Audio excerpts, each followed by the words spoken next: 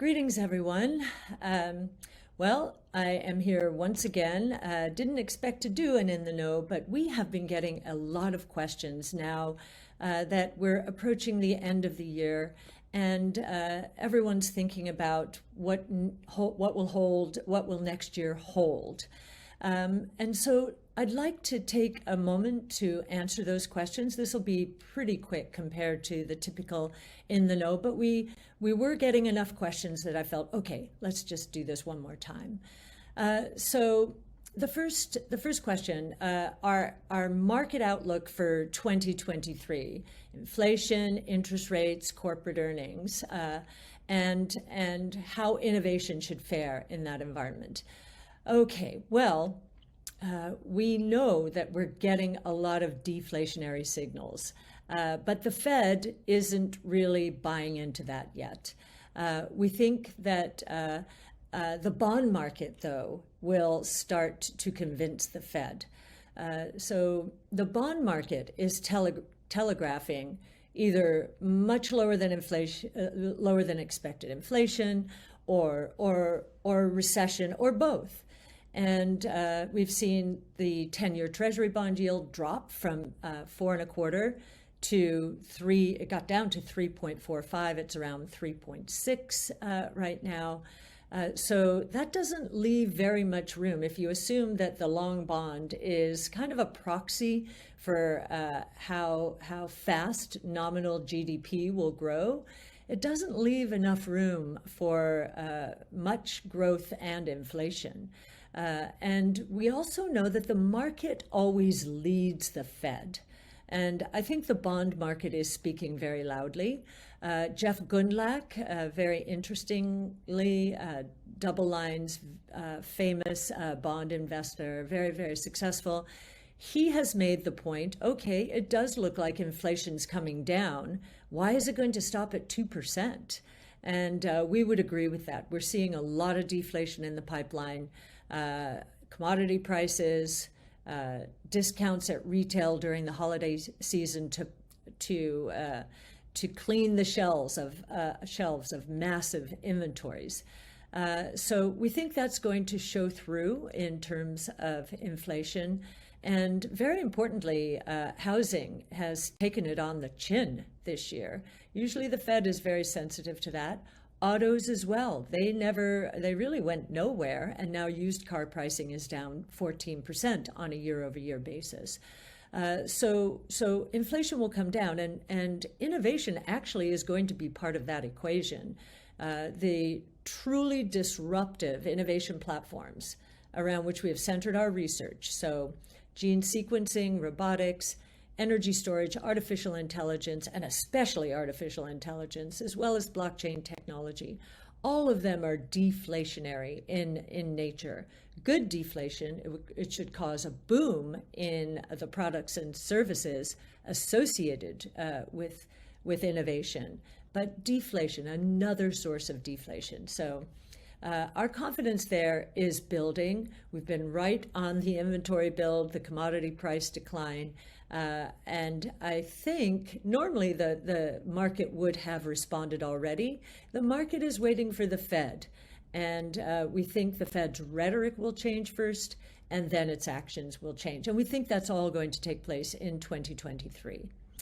Now, another question, given that our strategy from our strategies from their peaks have dropped anywhere from 60 to 80% since February of 21. So this has been almost 2 years. Why do we not turn defensive like most managers are doing? Well, there's a very important explanation for that. We do one thing. We do not pretend to be an asset allocator. We are our research and our investments are centered on disruptive innovation. And so when advisors and individuals choose our strategy, they're not choosing it alone. They have more diversified portfolios, of course, including real estate, the biggest asset most consumers have, is housing. So we are one part of an investment portfolio, and therefore we would never be using cash. We would expect advisors and individuals to basically raise cash and segregate it from their investment portfolios. In terms of our strategies, we, during downturns, concentrate towards our highest conviction names. And so we have been doing that now for nearly 2 years. And the history would suggest that that concentration strategy plays out very well in the subsequent rebounds. And we do think this rebound will be quite powerful.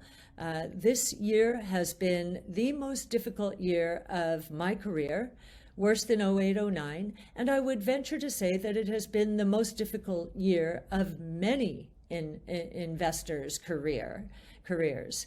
The only thing that worked this year was energy. It's up almost 50%. And many people are asking us, why don't we diversify into energy since it's working? Well, the reason for that is we think it will stop working. If our forecasts for electric vehicles and autonomous taxi platforms are correct, then oil demand could drop by roughly 30%, 30 million barrels a day during the next 5 to 10 years. And we believe that demand destruction has already started. It looks like oil demand peaked in 2019, and we're still in the process of peaking out, I would say, in the 100 million barrels per day range. But we think the resolution of that basing period here is going to be down. So we wouldn't be investing in energy, and we think the indexes that have rebalanced and now are including more energy are mistaken, and those investments, that rebalancing will not work out. Now, another question. You have been buying more Tesla and other stocks during the downturn, and yet the prices have fallen further, and our performance decline has worsened. With interest rates and prices fluctuating so widely, and in this case they probably mean increasing, will an investment focus on innovation work? Well, we believe that the leading indicator, correctly, is inflation, and it has peaked. The inflation rate has peaked. Almost every measure of inflation has peaked. Most of those metrics peaking out in March or June of this year, in the first or the second quarter. So typically, that's a good thing for innovation. But as I just mentioned, I think the market is so skittish and has been so terrorized by the most rapid increase in interest rates ever. We have never seen an 18-fold increase in interest rates within 1 year. It has truly terrorized the markets. And I think that the fear is palpable. In fact, I think according to the Bank of America recent surveys of fund managers and advisors, it's probably the advisors, we haven't seen this amount of cash on the sidelines since I think it was 2006, maybe even 2001. I do know also the same survey shows that the put to call ratio in the US market, meaning those short relative to those long put calls, is at 1.5 now, and it has not been that high since 2001. So we have an incredible amount of fear in the market, and that actually is the best time to average into these markets. I remember in late 20, early 21, we could do no wrong. Anything we said was gospel at the time, and I knew that wasn't right. And at the time, I remember saying, keep some powder dry. It is for these moments, or averaging down throughout a period like this, that one keeps the powder dry. This period seems to be the flip side of the late 90s. The late 90s was an irrational increase in tech stocks, appreciation in tech stocks. And it was incorrect. The technologies were not ready. And even if they were close to being ready, the costs were way too high. So technology's not ready. We didn't get the cloud till 2006. We didn't get the big breakthrough in AI, deep learning, until 2012. The cost for DNA sequencing, 2.7 billion for one genome back in 2003. That number is down to $500 now. We are ready for prime time, and yet investors are doing the opposite of what they did during the late 90s. They're running away, running for the hills, running for their benchmarks, and we think that innovation is going to pose a problem for the benchmarks. So you bet we think innovation is going to work. We think it's going to work in a big way. We are ready for prime time for these 5 innovation platforms. Another question. Investors seem hesitant to invest now for long-term growth, given supply chain disruptions and the economic downturn caused by rising interest rates.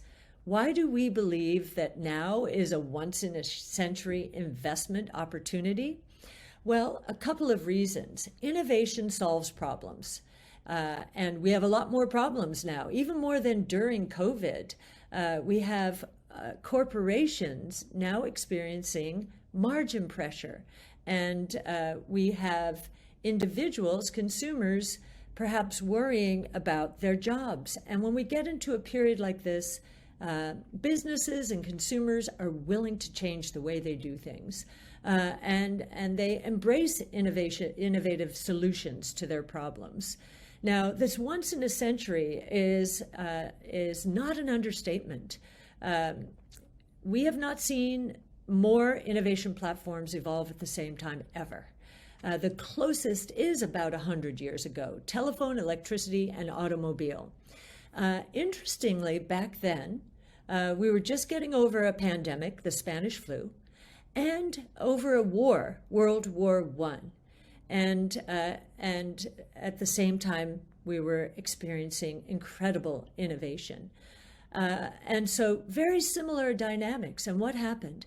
Inflation peaked in June of 1920 at 24%. And within 1 year, it was minus 15%.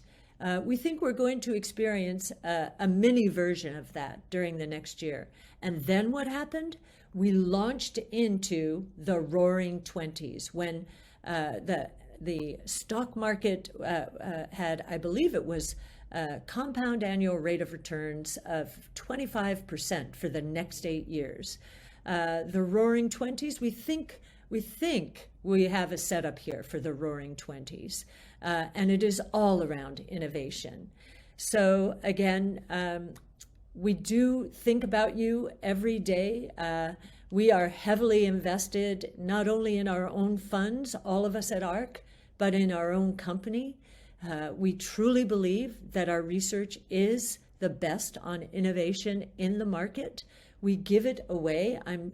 Most of our naysayers, I would venture to believe, do not read our research, because it is compelling and it is centered on rights law, which has served us very well over the years. So it is darkest before the dawn, and the best time to invest, according to Warren Buffett and the great investors of our time and of all time, is when there is so-called blood in the street. It's a crude saying, but it means when markets are deeply into bear territory. You should have, there's a cycle of fear and greed, and both are healthy. The fear should occur at the top of cycles, taking profits, and the so-called greed part of that dynamic should occur at the bottom of cycles. And surely after maybe an 80% reduction in, on average in our various strategies, we are closer to the bottom, certainly, than to the top, as we were in February 2021. Then we said, spare some powder. Now we would say, continue to average in with that powder. So with that, I wish you a blessed holiday season, and we'll look forward to sharing more thoughts and ideas with you in the new year.